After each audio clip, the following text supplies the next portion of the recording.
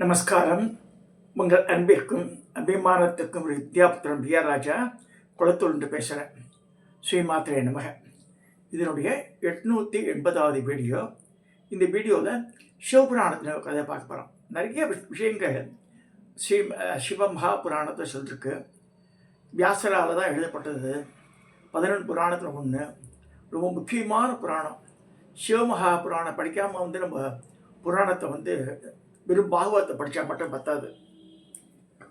ஏன்னா மகாவிஷ்ணுவே சிவலையில் மயங்கி சிவஸ்மரணை பண்ணுறாருன்னு வருது. பாகவத்திலையும் இருக்குது இந்த கதைகள். அதாவது விஷ்ணு மாயானது விஷ்ணு, அது அவதான் சக்தியாக வர அந்த சக்தின்றது. அதனால தான் சிவாலயத்தில் இடது பாகத்தில் போய் நிற்கக்கூடாதுன்னு சொல்கிறது. அது சக்தியோட இடம் அது. அதனால் ஈஸ்வரோட வலது பாகத்தில் நின்றுதான், கீழே நின்னா கூட வலப்பக்கம் நின்றுதான் சுவாமியை தரிசனம் பண்ணோம். வலப்பக்கம் நின்னா நம்ம எந்த திசையை நோக்கி இருப்போம்? வடக்கு நோக்கி இருப்போம். வடக்கு நோக்கி இறைவனை வணங்கி பண்ணோம். இந்த பக்கத்தில் போயிட்டோன்னா சக்தியோட இடம், அவ கோச்சிப்போம். ஸோ இப்போ காலகட்டத்தில் ஆண் பெண் பாகுபாட்டில் 2 சைடில் ஆண் பெண் போட்டுடுறோம். ஸோ பெண்மணிகள் கூட அங்கே நிற்கலாம் போல இருக்கு, தெரியல எனக்கு. இப்போ சிவமகா புராணத்தில் சொல்லக்கூடிய இந்த கதையை நாரதரை பற்றி இருக்குது. நாரதர்ன்ற மகாமுனி அவர் திரிலோக சஞ்சாரி. நாராயணன் சொல்லிட்டு எப்போ பார்த்தாலும் இந்த வேணியை வச்சுட்டு ஒவ்வொரு த்ரோட் த வேர்ல்டு, எல்லா பூமிக்கும் அகல விதல எல்லா லோகத்துக்கும் போயிட்டு வர்றார் அவர். அமெரிக்காவில் கூட நார்த் ஃபால்ஸ் இருக்குது, நல்லா புரிஞ்சுங்க. இப்போ பிரமாச்சேரியா சொல்கிறார், ஒரு இடத்துல இந்தியாவிலேருந்து ஒரு ஓட்டை போட்டுட்டே போனேன்னு பூமியில், அது நேரம் பேர் கலிஃபோர்னியாவில் போய் முடியுமா. கலிஃபோர்னியா அங்கே இருக்குது, அமெரிக்காவில் இருக்குது. ஸோ இந்த கலிஃபோர்னியாவில் போய் படித்தானாங்கன்னா அதான் கபில மகரிஷியோட ஆசிரமம். பகீரதன் அங்கே கங்கை எடுத்துன்னு போய் எங்கே போனான், அந்த இடத்துக்கு தான் போனான். போய் அங்கே இருக்கிற தன்னுடைய மூதாதிகளை கரையேற்றினான்னு சொல்லப்படுறது. அது அங்கே horse island, ash island, 2 island இருக்குது கலிஃபோர்னியாவில். இப்போ இருக்குது. The name is horse island. Horse ஐலண்டில் தான் அந்த இந்திரன் குதிரை கட்டி வச்சிடறான். சகரபுத்திரர்கள் 1000 பேர் இந்த குதிரையை தேடி ரிஷி தான் எடுத்துட்டா போல கபில மகரிஷி மேலே பாயிறா. அவர் ஹூன்றார், எல்லாம் சாம்பலாக ஆயிடுறார். இப்படி போகிறது கதை. அந்த கதையை நமக்கு வேண்டாம். இந்த கம்மிட்டு நாரதரோட கதைக்கு வரோம். அந்த ஆஷா மாறினவாள்லாம் கங்கையை கொண்டு அதை கரைச்சி மேல் உலகத்தை அனுப்புகிறான் பகீரதன். அவன் பண்ண செயற்கரிய செயல், பகீரதனோட செயலை தான்.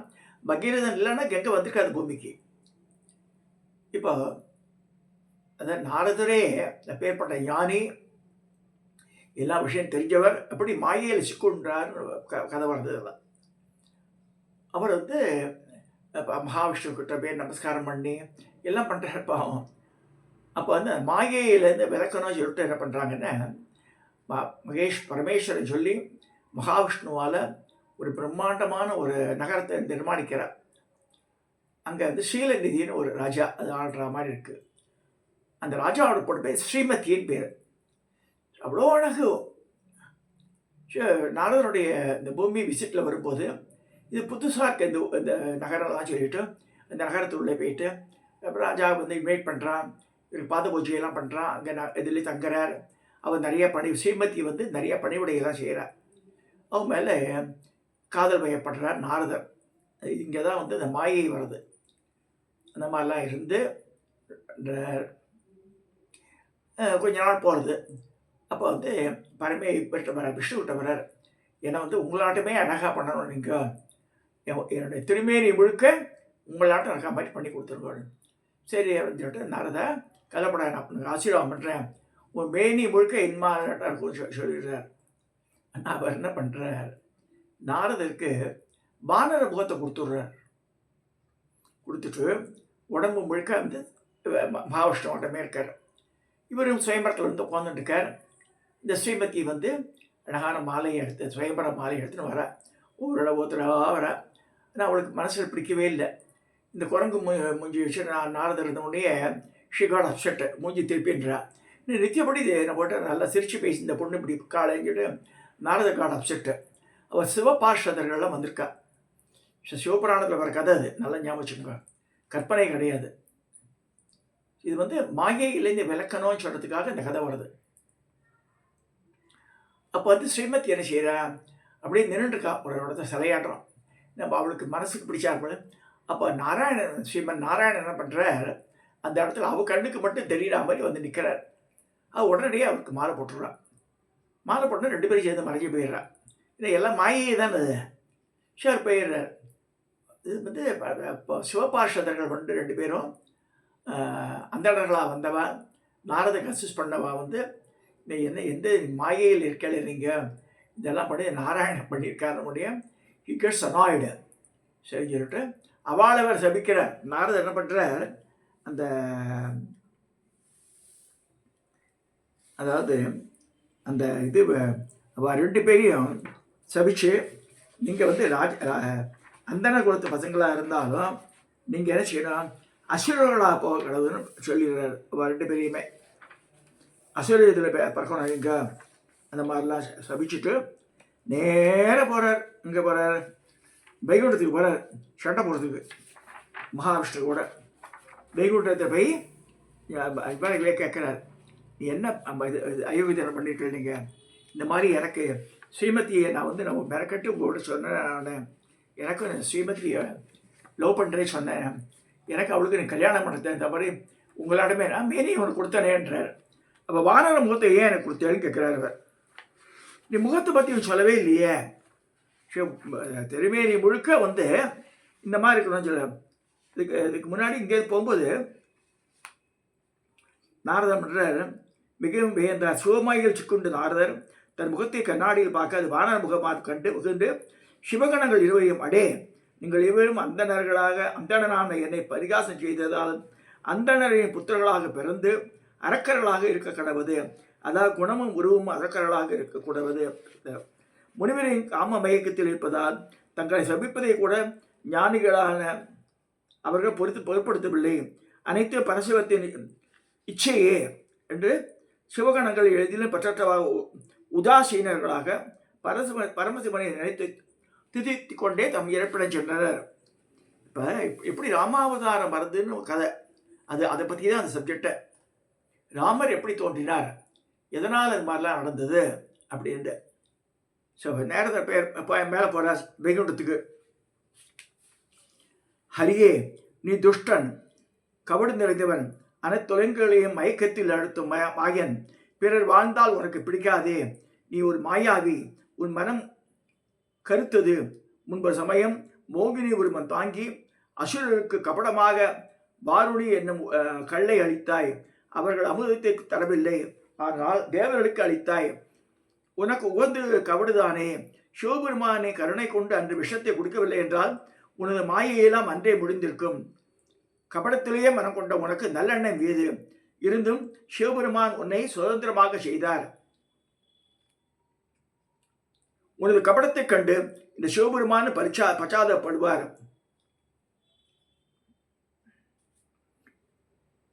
தனது சொல்படி வேதத்தின் உண்மையே அதுவே உயர்ந்த பிரமாணம் என்று நினைத்து நிற்க செய்யும் அந்தணர்கள் அனைத்து வர்ணங்களையும் ஏற்புடையதாக செய்தார். ஹே ஹரியே, இதை நன்கறிந்த நான் இனி இவ்வாறான தவற்றை நீ எங்கும் செய்யாதிருக்க வேண்டி உனக்கு பாடம் கற்பிக்கப் போகிறேன். இந்நாள் வரை நீ சக்திசாலியான தேஜஸ்வியான எந்த ஒருவருடனும் தொடர்பு கொண்டதில்லை. ஆகவேதான் நீ பயமற்று இருக்கிறாய். விஷ்ணுவே, இப்பொழுது நீ செய்த செயலுக்காக பயனை பெறப்போகிறாய். இவ்வாறு பகவான் ஸ்ரீ விஷ்ணுவிடம் கூறி நாரதர் தன் பிரம்ம தேஜஸை வெளிக்காட்டியவாறு மாயையில் மயங்கி கோபத்தால் கனல் என கொதித்து சாபம் தந்த வண்ணம் கூறுகிறார். ஏ விஷ்ணுவே, ஒரு பெண்ணிற்காக என்னை வருந்த செய்தாய். எல்லோரையும் இவ்வாறு மயக்கத்தில் தள்ளுகிறாய். இந்த கபடத்தன்மையால் எந்த திருமேனியோடு என்னை வஞ்சித்தாயோ அதே திருமேனியோடு பூவுலகில் பிறந்து மனைவியை பிரிந்து துன்பப்பட கடவுவாய். வானரத்தின் முகத்தை போல் என்னை சபித்ததால் அம்முகம் கொண்ட வானரங்களே அவ்வேளையில் உனக்கு உதவி செய்யட்டும். பிறர் மனைவியை பிரிந்து துன்பத்தை தந்ததால் நீயும் மனைவியை பிரிந்து துன்பப்படுவாய். அஜ்ஞானத்தில் மயங்கிய மந்திரன் போல் உன் நிலை ஆகட்டும் சபிச்சுடுறார். அஜ்ஞானத்தால் மதியிழந்து மயங்கிய நாரதர் பகவான் ஸ்ரீஹரிக்கு சாபம் கொடுத்து பகவான் ஸ்ரீ விஷ்ணுவும் சிவபுரானது கிரியாசக்தியான மாயையை பாராட்டி நாரதர் அளித்த சாபத்தை ஏற்றார் வருது. இப்படிதான் ராமாவதாரம் பிறக்கிறது. இதே மாதிரி இன்னொரு கதை வருது, பாகவதத்தில் வருது. அது என்னென்ன, பிருகு மகர்ஷி, பிருகுவோட மனைவி பேர் கியாதி. இந்த கியாதி என்ன பண்ணுற, அசுரர்கள்லாம் இடத்தர, அசுரர்கள்லாம் தேவாசுர யுத்தம் வரும்போது அசுரர்கள்லாம் கியாதி பிருகுவோட ஆசிரமத்தில் வந்து ஒழிச்சுக்கிறா. அப்போ எல்லாரும் நாராயண போய் போட்டு கொடுக்குறா. மாதிரி பிருகுவோட ஒய்ஃப் இது மாதிரி பண்ண கியாதி பண்ணுறான்னு சொன்ன உடனே நல்லா புரிஞ்சுக்கணும். அதில் பிருகுக்கு பார்கவின்னு ஒரு பொண்ணு இருக்கா, யார் மகாலட்சுமி தான் பிறக்கிறா. ஏன்னா பிருகு மகாவிஷ்ணுவை எட்டி ஒதிச்சதுனால அப்போ இருக்கிற ஹார்ட்டில் இருக்கிற லட்சுமி போயிடுறா. அப்புறமா அதை சொல்கிறார், அம்மா உன் புருஷன் தான் வசதின்னு சொல்லி ப்ரூவ் பண்ணுறதுக்காக 30 சக்தியில் அவர் தான் வந்து உத்தமன்னு சொல்லி ப்ரூவ் பண்ணுறதுக்காக நான் பண்ணேன். உன்னை எட்டி ஒதிக்கணும் எனக்கு எண்ணம் கிடையாது, அதை என்னை மன்னிச்சு அப்படின்னு சொல்லி 1000 வருஷம் தபஸ் பண்ணி லக்ஷ்மியே வந்து பொண்ணாக பிறக்கிற. அவள் தான் பார்கவி, பிருகுவோட பொண்ணு பார்கவி. திருப்பி நாராயண கல்யாணம் பண்ணிக்கிறாவோ. மாமனார் மாமியார் ஆகிறாவ 2 பேருமே விஷ்ணுக்கு, பிருகுவும் கியாதியும். அந்த கியாதியை போய் இவர் மிரட்டுறார், யார் விஷ்ணு. முதல்ல வளர நான் தரத்த முடியாதுன்றா. அப்போ உன்னை சிறைச்சேதம் பண்ணுன்னு சொல்லிட்டு சக்கரத்தை ஏவி அவள் தலையை வெட்டிடுறார். பிருகு வந்து பார்த்தா பொண்டாட்டி தலையில் கிடக்கு. அவள் கதறார், இந்த மாதிரி பண்ணிட்டிய மகா பாவி, இது மாதிரி பண்ணியாடா, நீ மாப்பிள்ளையா, நீ எனக்கு பொண்ணாக இருந்து உனக்கு கல்யாணம் பண்ணி கொடுத்தேன் என் பொண்ணை, இது மாதிரி பண்ணிட்டே நீ. அதனால் வந்து நான் எப்படி துன்பப்படுறோன்னு மனைவியை பிரிஞ்சு நீ இது மாதிரி பூமியில் அவதாரம் பண்ணி நீ துன்பப்படணும், கொண்டாட்டியே அதை கடத்தின்னு போகணும், இப்படிலாம் வச்சிடுற. அந்த சாபம் நாரத சாபம் எல்லாம் சேர்த்து ராமாவதாரம் ஏற்படுறது வருது.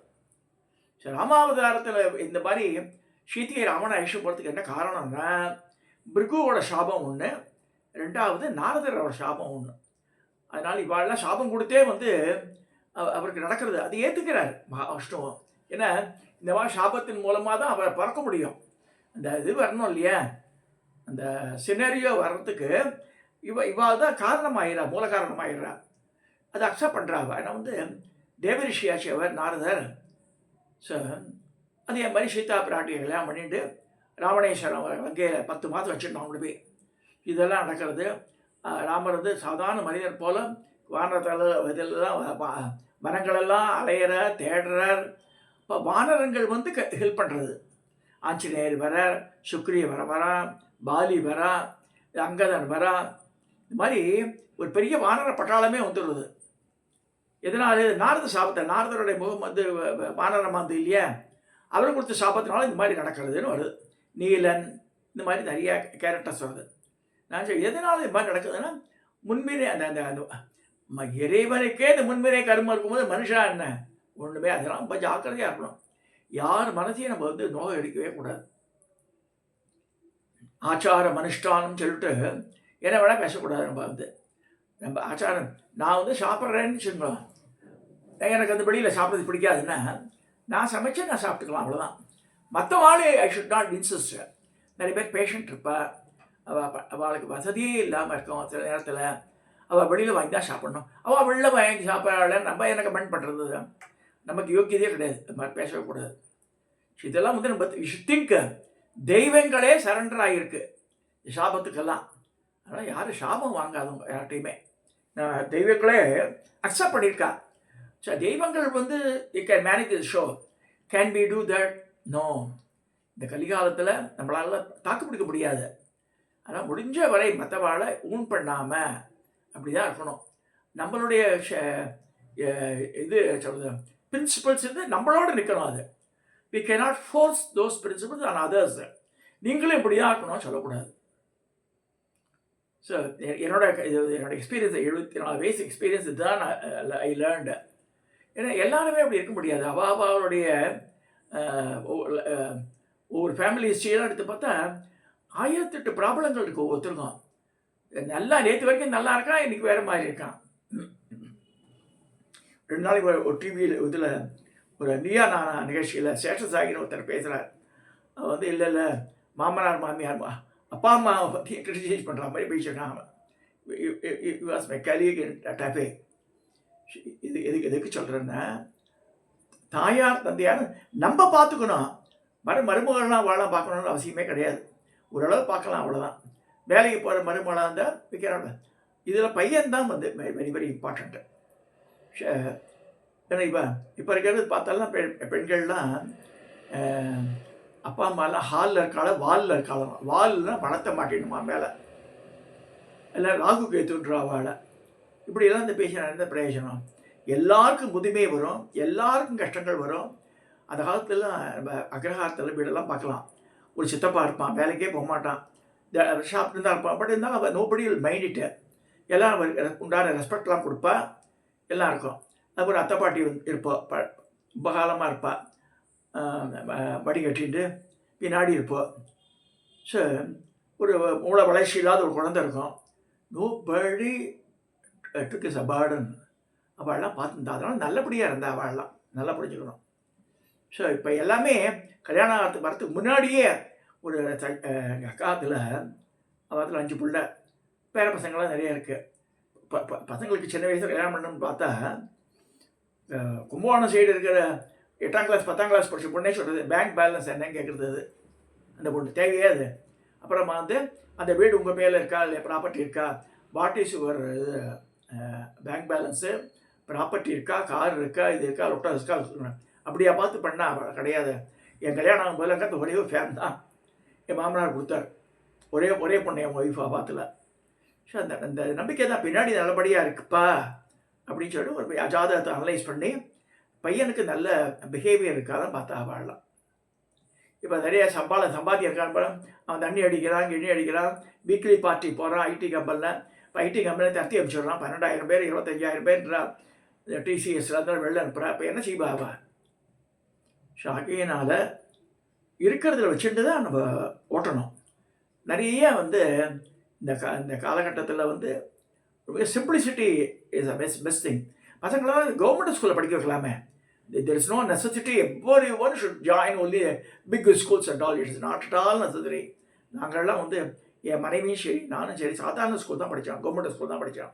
நல்லா இல்லையா? இப்போ நல்ல கவர்மெண்ட் ஸ்கூல்ஸ் எல்லாம் நல்ல கார்பரேஷன் ஸ்கூலாம் பெஸ்ட்டாக இருக்குது. நான் எனக்கு தெரிஞ்சவங்க பெரம்பூரில் இருக்க எக்மோரில் இருக்கிற கார்பரேஷன் ஸ்கூலுக்கு கேர்ள்ஸுக்கு இருக்கிறது சச் அ ஒண்டர்ஃபுல் ஸ்கூல். அது டிசிப்ளின்டு நல்லாவும் கற்றுத்தரா.